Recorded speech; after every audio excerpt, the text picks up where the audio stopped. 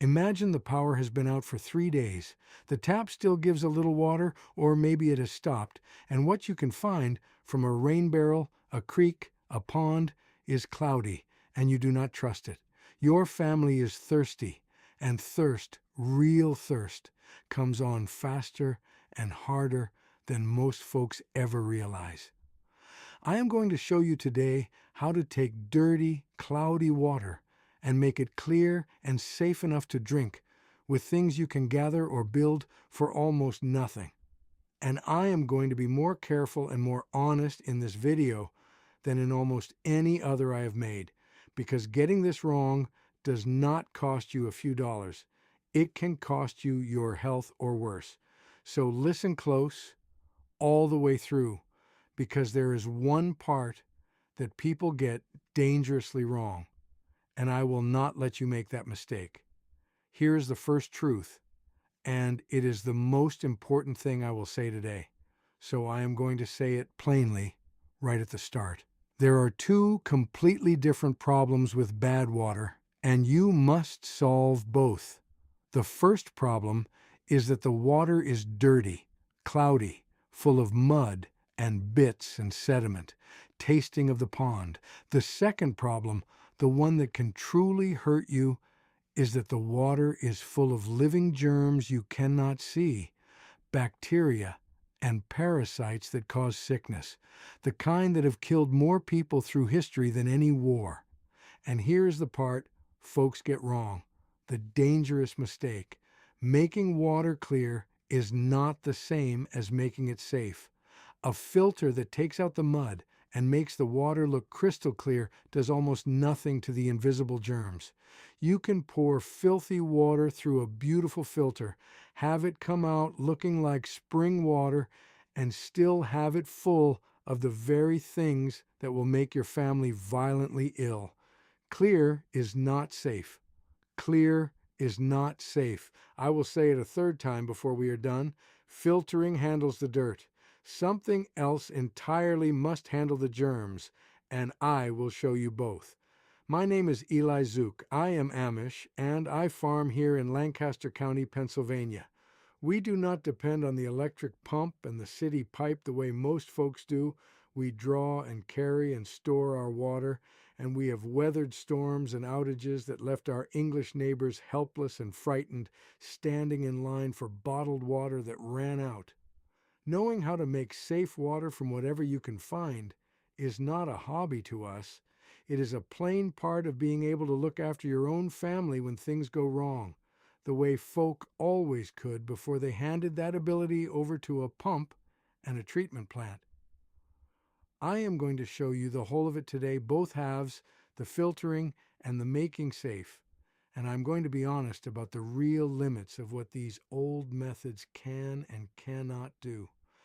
I am going to show you how to build a simple filter from a bucket, sand, gravel, and charcoal to make cloudy water clear, and then I'm going to show you the two sure ways to kill the germs and make that clear water actually safe to drink.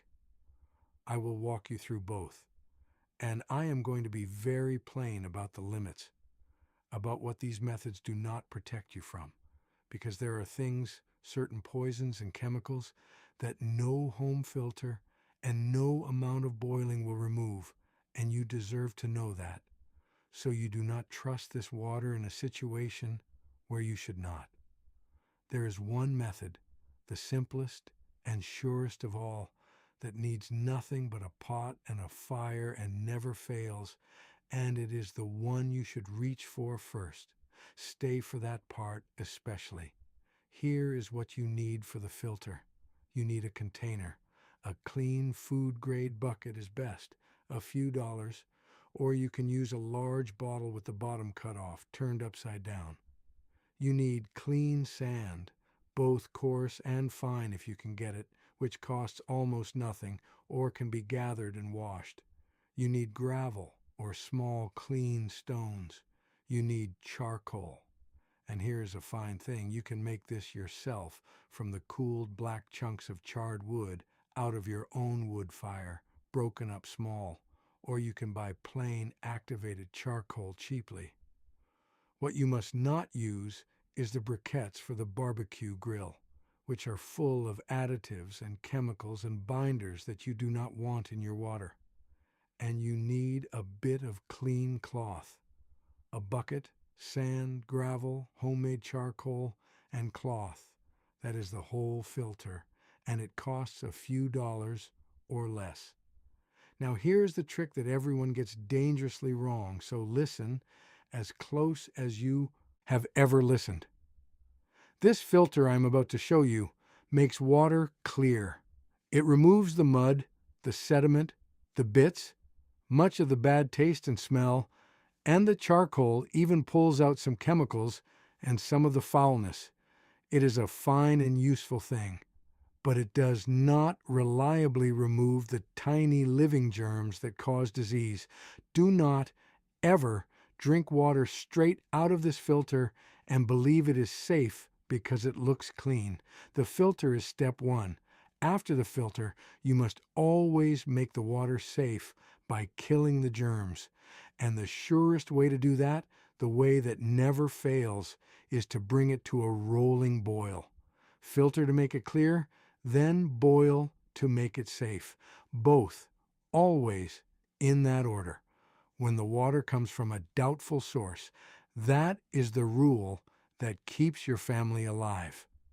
Never skip the boil.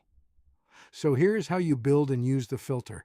You take your bucket and you poke a small hole or two in the bottom or fit a spout so the filtered water can drip out into a clean catch container below. In the very bottom, you lay a piece of clean cloth, then a layer of your clean gravel or small stones, a few inches. On top of the gravel, you lay a thick layer of your coarse sand, then a thick layer of the crushed charcoal in the middle, then a thick layer of fine sand on top, and a last bit of cloth or gravel at the very top to keep the sand from churning up when you pour. The layers from bottom to top are cloth, gravel, coarse sand, charcoal, fine sand. You want it packed and thick. The more sand and charcoal, the better the cleaning. Before you trust it, you run several batches of water through and throw those first batches out because they will carry loose dust from the sand and charcoal until it settles and packs. Once it runs clear, you pour your cloudy water in the top, and it trickles down slowly through the layers, the sand catching the sediment, the charcoal pulling out tastes and odors and some chemicals, and comes out the bottom clear. If it comes out still cloudy, pour it through again, and let any remaining fine grit settle out in the catch container, and now the part that matters most, making it safe. You take that clear, filtered water and you bring it to a rolling boil in a pot over your fire or stove, a true rolling boil, bubbling hard, and you keep it at that boil for a full minute and longer, a few minutes if you are up in high mountain country where water boils cooler. That hard boil kills the bacteria and the parasites and the things that cause the terrible sicknesses dead every time. Boiling is the oldest, surest, most reliable way there is to make water safe to drink, and it has never needed improving. Let the boiled water cool, and it is safe to drink. It may taste flat after boiling, which is only the air driven out of it, and you can pour it back and forth between two clean containers to put the air and the freshness back. Boiling is your first and best friend. And if you have a pot and a fire, you can always make safe water, filter or no filter. The filter only makes it clearer and better tasting first. Now I have to be honest about the limits because I always am. And here it is a matter of real safety. These methods, the sand and charcoal filter and the boil, handle dirt and they handle germs, which together are the great majority of bad water troubles you will ever face. But they do not remove certain things, and you must know this. They will not remove most chemical poisons, fuel, pesticides, industrial waste, or heavy metals like lead. If your water has been fouled by chemicals, downstream of a factory, a spill, a field freshly sprayed, a flood that swept through who knows what, then boiling does nothing to those chemicals, and in fact, boiling can even concentrate some of them as the water steams away. The charcoal in your filter helps with some chemicals, but you cannot count on it for serious contamination. So the rule is this: use these methods on water that is dirty or germy from natural sources: rain, a clean creek, a pond, a spring. Do not trust them for water you have reason to think is chemically poisoned. When in doubt about chemicals, find a different source. Honest is always better than careless, and with water that goes inside your family's bodies, I will not let you believe this does more than it does. Let me give you the other ways to make water safe, beyond boiling, so you have more than one tool. The sun itself will do it. Clear water in a clear, clean plastic or glass bottle laid on its side in full, strong sunlight for a full day.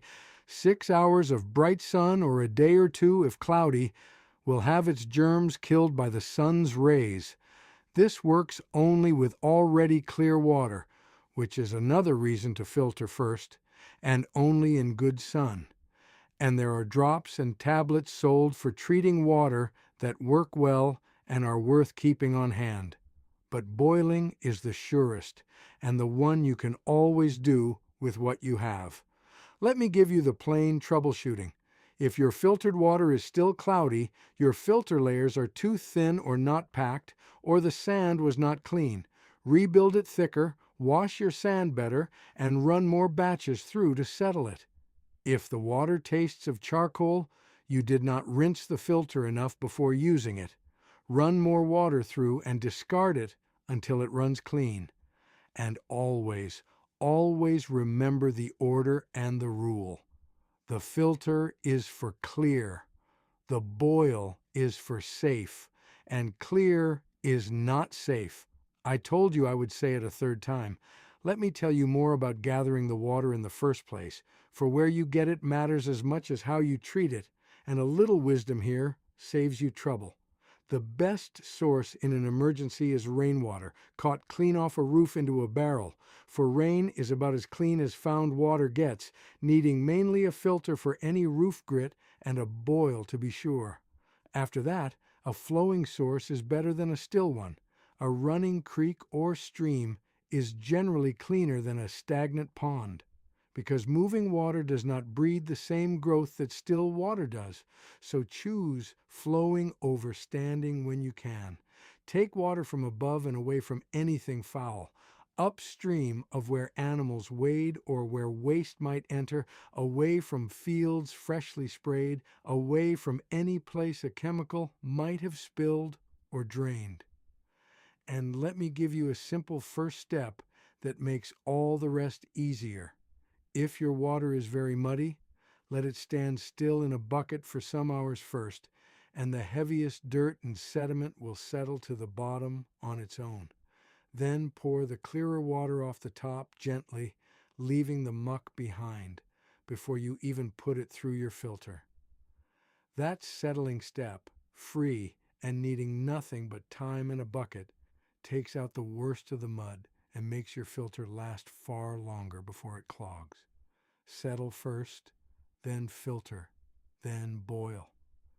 Let me say more about the charcoal, for it is the cleverest part of the filter and worth understanding. Charcoal. True charcoal, the black remains of wood burned without much air, or the activated charcoal sold for the purpose, is full of tiny holes and passages, so many that a small lump has an enormous hidden surface inside it. As water passes through, that vast inner surface grabs and holds many of the things that cause bad taste and smell, and some of the chemicals and impurities besides. This is why water comes out of a charcoal filter, not just clearer, but better tasting. The pond smell gone. You make your own by taking hardwood chunks from a hot fire, letting them char and then cool completely, and breaking them up small. The smaller the pieces, the more surface, and the better they work. Though too fine and they wash through, so a coarse gravel size is about right. But remember its limit, which I gave you before and give again. The charcoal helps with taste, smell, and some chemicals, but it does not make germ-filled water safe. Only the boil does that. The charcoal makes it pleasant, the boil makes it safe. Let me walk through the building once more, slowly, because a well-built filter is the difference between clear water and a muddy mess. Picture the bucket upright, holes in the bottom to drip out the clean water below. The very bottom layer, right above the holes, is a piece of clean cloth, then a few inches of clean gravel or small stones. This holds everything up and lets the water drip out without washing the sand through. Above the gravel, a thick layer of coarse sand. In the middle, a thick layer of your crushed charcoal. The more the better. Above the charcoal, a thick layer of fine sand, which does the finest straining.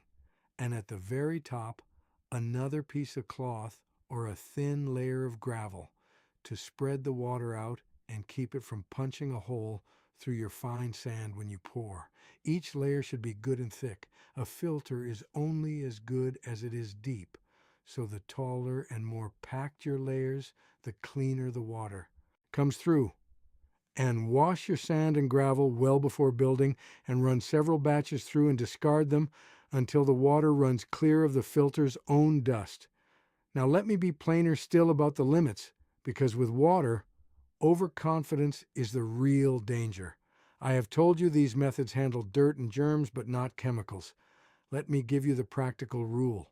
If the water comes from nature, and the only trouble is that it is muddy, or might carry the germs that cause stomach sickness, rainwater, a creek, a pond, a spring, then settle it, filter it, boil it, and drink it with confidence, for that covers the great majority of situations a family will ever face.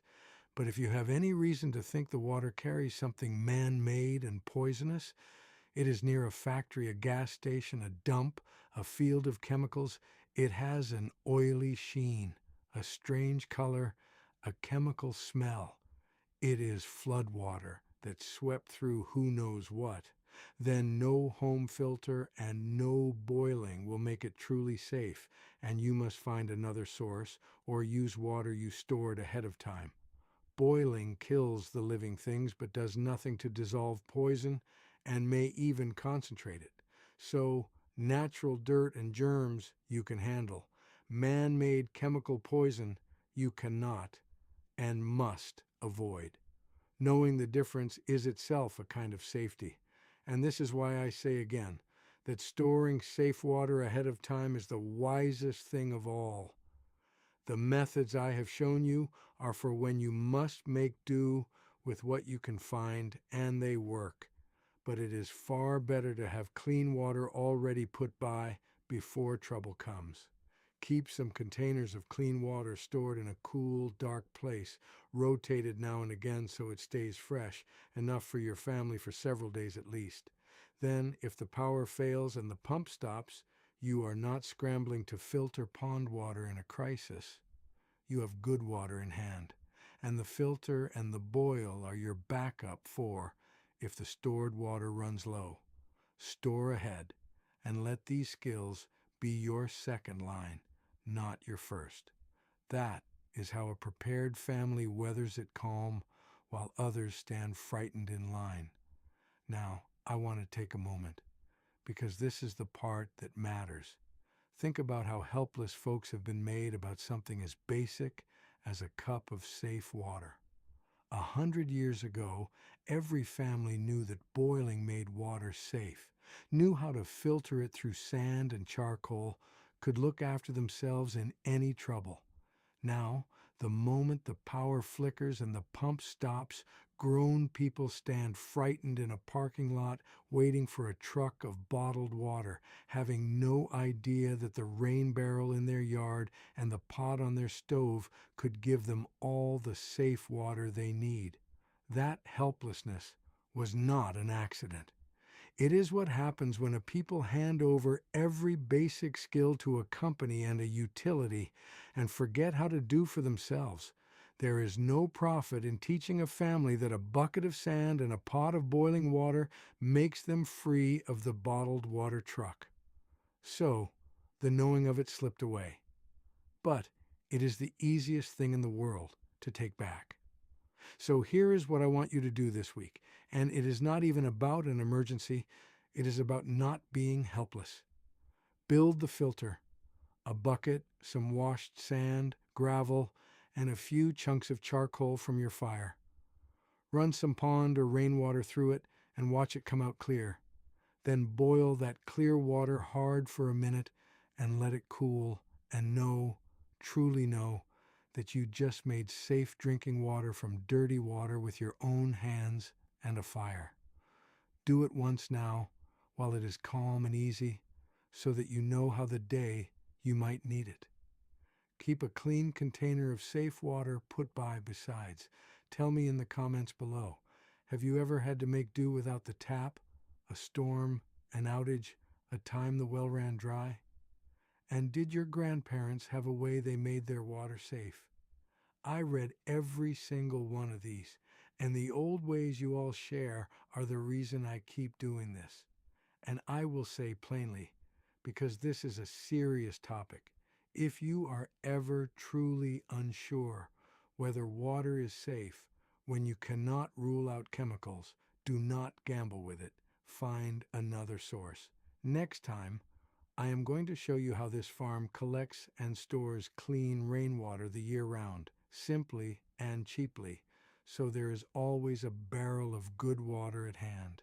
It is the natural next step after today. Until then, remember, the filter makes it clear, the boil makes it safe. Clear is not safe. And the people who built this country with their hands knew things we are only just starting to remember.